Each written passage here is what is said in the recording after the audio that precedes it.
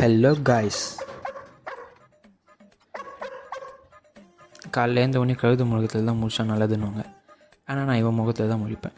காலைல எழுந்தவொடனே தலைவருக்கு 4 வாழைப்பழம் வர வாய் பாருங்களேன். ஒரு வாழைப்பழமாக பாதி பாதியாக போட்டு போடுவேன். அவன் பிடிக்கிற கேட்சை மட்டும் கொஞ்சம் பாருங்கண்ணா.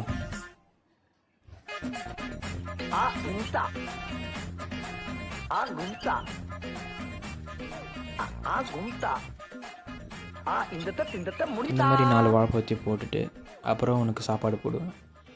அவன் சாப்பாடு போல் நீங்கள் தேடிட்டு இருந்தேன். எங்கன்னு கேட்டால் செடியானை போட்டு வச்சுருந்தான். சரி, அதை எடுத்துகிட்டு கிச்சனுக்கு போயிட்டு அவன் சாப்பாடுன்னு தனியாக ஒடிச்சு வச்சுருப்பேன். அந்த சாப்பாடுலேருந்து கரெக்டான அளவு, கம்மியாகவும் இல்லாமல் அதிகமாகவும் இல்லாமல் அறவையாக போடணும்.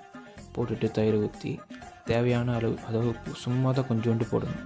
அப்புறமா நல்லா பிசைஞ்சு விட்டு அப்புறமா தண்ணி ஊற்றி பிசைஞ்சு விடணும். ஏன்னா நைட்டு ஃபுல்லாக வெறும் வயிறாக இருக்கிறதுனால நான் காலையில் லிக்விடாக தான் போடுவேன், அந்த மோரோடு சேர்த்து குடிக்கிறதுனால. பாருங்கள், நான் சொல்கிற வரையும் அவன் சாப்பிட மாட்டான். குட் பாய்.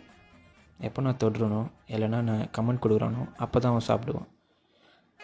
அப்புறமா என் உடன்பிறப்பு வந்து பஸ்ஸை விட்டான். அவனை போய் விட்டு வந்தோம் ஸ்கூலில். நம்ம தான் வீட்டில் இருக்கோம்ல, அதனால்.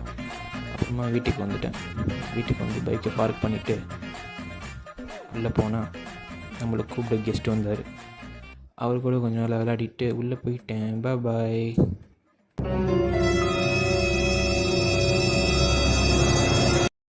சப்ஸ்கிரைப் பண்ணுறேங்க காய்ஸ்.